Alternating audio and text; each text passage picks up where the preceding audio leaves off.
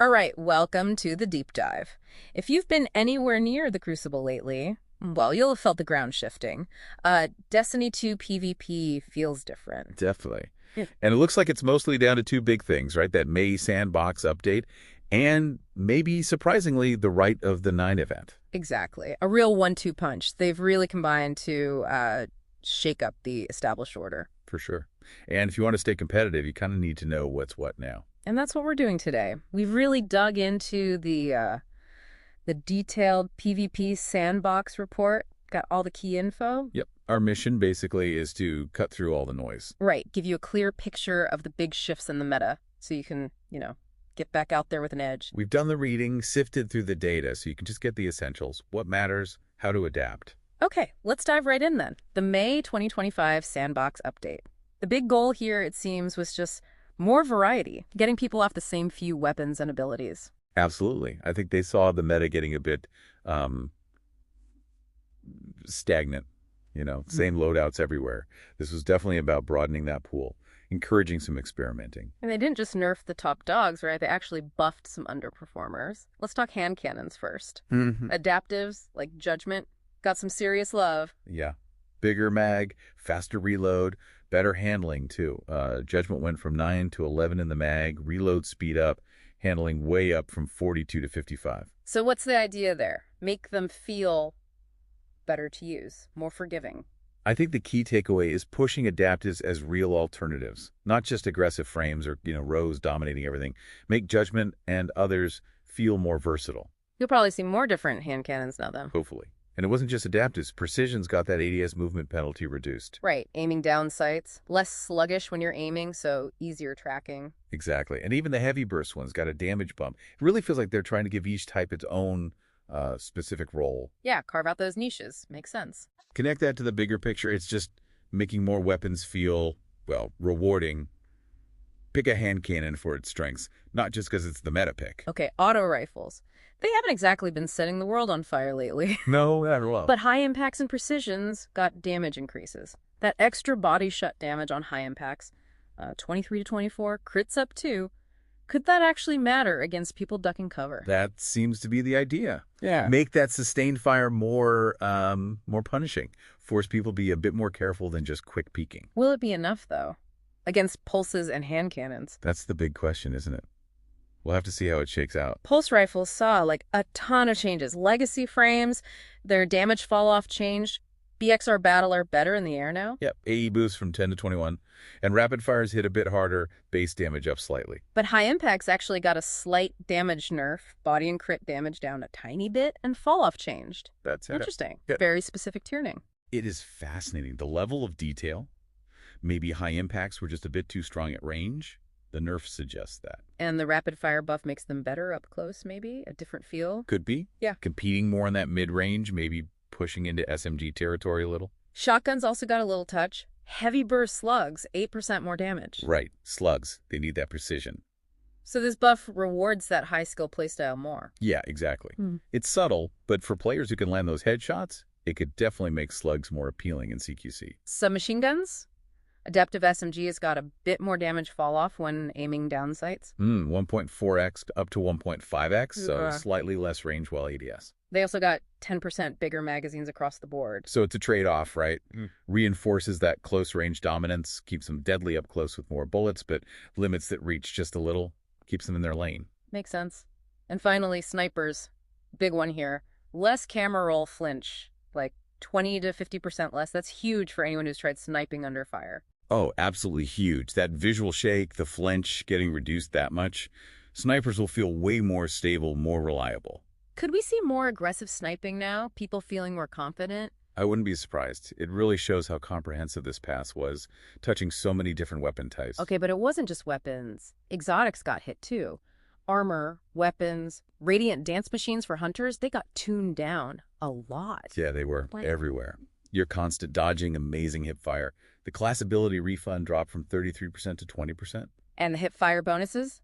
Nerfed hard. Accuracy, aim assist fall off, both down 60%. Even more for some specific exotics. Yeah, they really wanted to bring RDM back into line. Yeah. Hunters might need a new go-to exotic for PvP now. But interestingly, some of those hipfire perks kind of moved, right? Mm. To Titan's Lion Rampants and Warlock's Lunafaction Boots, always active now for primaries. It does look like they're spreading those kinds of benefits around, yeah. Not just stacking them on one piece. But there's a catch for Lunafactions, right? Right. The empowering Rift Range bonus got cut in half in PvP, specifically to stop people getting crazy long-range kills with SMGs or sidearms from inside a rift. Very targeted adjustment. Smart. Prevents those weird edge cases. Exotic weapons also saw ammo changes. Special ammo bricks cost less energy to make now. 50%. Yep. Makes using those ammo finder mods or similar perks a bit more rewarding, encourages tactical special use. And Truth and Two-Tailed Fox pick up 2 heavy bricks in Crucible now instead of 1. Could make more viable choices, yeah. Compete a bit better with machine guns or grenade launchers for that heavy slot. Abilities weren't ignored either. Prismatic Super Regen got a little better penalty reduced from 10% down to 5%. Good news for Prismatic fans. Nice little buff there. But Void Scatter grenades got a damage nerf against players.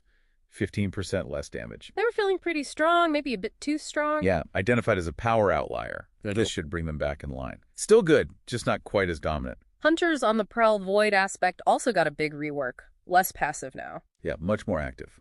Prey finding range cut way down, 45 meters to 25. Hunt time is limited now, only 15 seconds, not infinite. But you get ability energy instantly, and the cooldown is faster? Exactly. Rewards actively hunting your marked target, rather than just having passive wall hacks for ages. More deliberate playstyle. Warlock's Lightning Surge, the arc melee aspect, got more consistent, better follow-up suppression like shoulder charge, and damage is more guaranteed, less random. Good quality of life change there. Yeah. Makes it more reliable for those aggressive arc locks. And Hunter throwing knives. Finally! They fixed the inconsistent tracking and buffed the tracking strength and shape size for lightweight, fan of knives, and withering blade. Yes. That's a welcome fix. They could feel really unreliable sometimes. Should make those knife plays more consistent now. Even the environment got some tweaks. Neutral special ammo crates, the timer got fixed. Was 20 seconds, now it's 30 like it should be. Little things, but they add up. Consistency matters. And zone capture time and control is faster, 20 seconds down to 15. Should speed up the gameplay a bit. Encourage more objective play. Plus trialed matchmaking tweaks. Less duos versus trios, hopefully. And a flawless glow color button. Nice little cosmetic touch. All good quality of life stuff. Fairer matches, faster objectives. It contributes to a better overall experience. Okay, wow. That's a lot just from the May update. But then there's this other factor, the Rite of the Nine event, which is mostly PvE, right? A free dungeon. That's right. Limited time, May 6th to July 15th. Free for everyone. No expansions, no dungeon keys needed. Rotating weekly between Prophecy, Spire, and Ghosts. And a new social space, the Third Spire, bringing back some nostalgia. Yeah, definitely a callback for veteran players. But the key thing is the accessibility. Making it free means a lot of players will engage with it. And get the loot. Yeah. Which is where it impacts PvP. Exactly. The loot is the crucial part. 12 revamped weapons, new origin trait called Gravity Well. Some of these are weapons we just talked about getting buffed, like Judgment. So you run this PvE dungeon, get a Judgment, and it's potentially better in PvP because of the sandbox buffs and maybe good rolls from the dungeon itself. Precisely. It creates this direct link. Your PvE grind in Rite of the Nine can give you a tangible advantage in the Crucible. It's a clear strategy to connect those activities. And it's not just one difficulty, right? There's Explorer, Eternity, and Ultimatum. Sounds like easy, normal, and super hard. Sort of, yeah. Explorer has matchmaking and guides. Eternity is like the traditional dungeon experience with modifiers.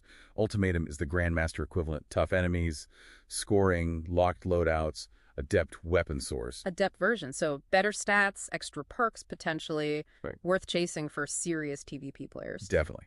And you can focus your grind using a weapon attunement system with the Emissary, plus use Curios of the Nine to get specific rewards. It's a pretty robust loot system. And they even fixed a bug where these Rite of the Nine weapons were dropping at 0 power in trials. Yeah. Crucial effects means you can take your freshly earned, potentially adept weapon straight into trials without any infusion hassle.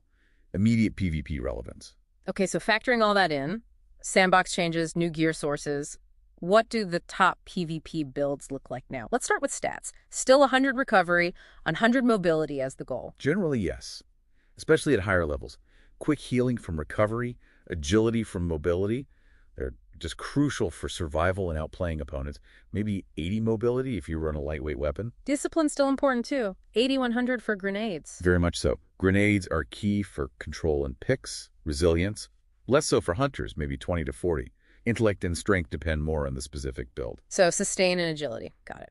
Let's look at warlocks. Prismatic seems like the big new thing. Devour plus lightning surge. It's a really potent combo. Devour for healing on kills keeps you in the fight, and the buff lightning surge is a great offensive tool. Plus you get arcane needle, 3 charges. And good grenade options. Cold snaps, healing, and bleak watcher aspect for the stasis turret. Exactly. Lots of control, lots of utility. It's super versatile. Yeah. And tons of exotics work well. Transversives, osmiomancy, astrocyte, getaway artist, even the new rhymecoat raiment. Supers. Still Nova Bomb, Storm Trance, Song of Flame. Those are strong choices, yeah. Prismatic Warlock really lets you pick and choose powerful pieces from different subclasses. Its flexibility is its main strength. What about Titans? Prismatic leaning aggressive, right? Melee focus. Yeah, definitely. High Transcendence uptime is the goal. You see Consecration, Frenzied Blades, Knockout as key parts, grenades like Glacial or Shackle for control. Exotics. Syntheseps still king for melee. Synthos are huge, yeah.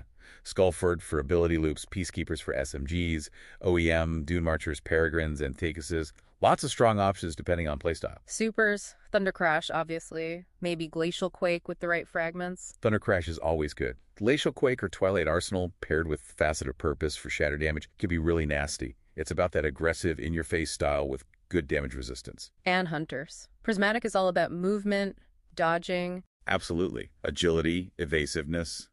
Threaded Spectre, Winter's Shroud aspects are popular for dodge utility. Combination blow for melee, swarm, or grapple grenades. Exotics. RDM still viable even after the nerf? Or Wormhusk, Stompies, Geminis? RDM might still see some use, but Wormhusk for survivability, Stompies for pure movement, Geminis for disruption, Bakris for stasis energy, Certarachnes for strand. Again, lots of choices. Usurpers. Spectral Blades, Tether. Yeah, Spectral Tether, Mobius Quiver are common picks. It's all about leveraging that mobility, using your dodge effectively, and applying debuffs. Okay, let's switch gears to the weapons themselves. What's actually seeing the most play right now? Primary's still dominated by pulse rifles and hand cannons. Seems that way, yeah. The usage stats show Ridrix's S-Stock at the top, actually, 6.13%. Then Rose, Krimmel's Dagger, Igneous Hammer Adept are all up there. Interesting, Redrix leading the pack. Rose still strong with its lightweight frame bonus. Igneous still that go-to aggressive frame. Exactly. They're just reliable, high-performing options. Any exotics standing out in the primary slot? Akhmud is apparently getting way more kills than its usage rate suggests. Reward skill. The last word still melts up close, like 0.53's TTK. Vostok is solid now, too. Stable. And Lodestar, the trace rifle. But autos, sidearms, scouts, still generally less used. Yeah. Except maybe Final Warning. Generally, yeah. They still seem to struggle a bit against the top dogs. We'll see if those auto rifle buffs change things over time. Special weapons. Still shotguns and snipers ruling the roost. Pretty much. Matador 64, Mindbenders are popular shotties. Beloved, Cloudstrike are top snipers. Chaperone, the slug shotgun, is always strong too. What about fusions? Still potent. Oh yeah, some might say still a bit overtuned. Velet's reward is mentioned specifically as being very strong. And Cryosthesia, the stasis sidearm. Seeing good use. Especially in stasis builds, yeah. That freeze utility is incredibly powerful for setting up kills or escaping. Okay, heavy weapons, what's popular there? Machine guns have a strong presence. Commemoration, Hammerhead are frequently... Rocket launchers. Cold Comfort is a top pick. And maybe we'll see more Truth and Two-Tailed Fox with that ammo buff, right? Getting 2 rockets per brick is a big deal. True. Grenade launchers. VS Chill Inhibitor gets a mention as a strong option. So it's fairly diverse, depends on your playstyle and what you need the heavy for. So let's try and wrap this all up. A May update right at the 9. They've seriously stirred the pot in Destiny 2 PvP. No question. Big push for weapon and ability diversity. And that line between PvE and PvP gear is getting blurred. Yeah, needing to run that dungeon for potentially top-tier PvP weapons is a significant change. It is. And Bungie seems committed to making more things viable, tweaking things constantly. It forces you to adapt. And build crafting is still key, right? Hitting those recovery and mobility benchmarks, syncing your armor mods and fragments. Absolutely essential. Yeah. Understanding how all these pieces fit together. The subclass, the weapons, the stats, the mods. That's how you succeed. You need to be willing to experiment now more than ever. So, here's something to chew on as we finish up. With PvE becoming a more direct source for meta PvP gear, how does that change the feel of playing Destiny overall? Hmm. Will it push players who maybe only did PvP to try dungeon, or vice versa? Does it make the whole game feel more interconnected? That's a really interesting question. It definitely could encourage more crossover between player types, Yeah. a more unified experience, maybe. Definitely something to think about. Food for thought? Maybe check out some of those weapons or builds we talked about that caught your ear. But for now, that's our deep dive. Until next time, happy hunting out there.